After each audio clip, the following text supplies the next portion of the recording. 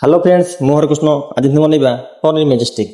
प्रथम कड़े तेल गरम करेंगे, किसी रसुण किमा किसी अदा किमा दुई तीन टी शुखा लंका किसी पियाज किमा कंचा लंका किमा आड कर भल भाव मिक्स करेंगे। प्रॉपर मिक्स हो किसी चिली पेस्ट आड करेंगे जोटा चाइनीज यूज हुए। शुखा लंका बॉइल कर पेस्ट बना जाए ताको आड करेंगे। किसी दही आड करेंगे, किसी स्टॉक वाटर आड करेंगे जोटा आम चाइनीज गरम पानी हुए स्टॉक वाटर। आ भिडियो को जिला देखुं भाई कमेंट करेंगे। मुझे जाना चाहिए मो भिडियो को जिला पहुँच पाला। आ किसी भाई जिला ना कमेंट करनी मत भाई बहुत खुशी लगे। दिल से धन्यवाद भाई।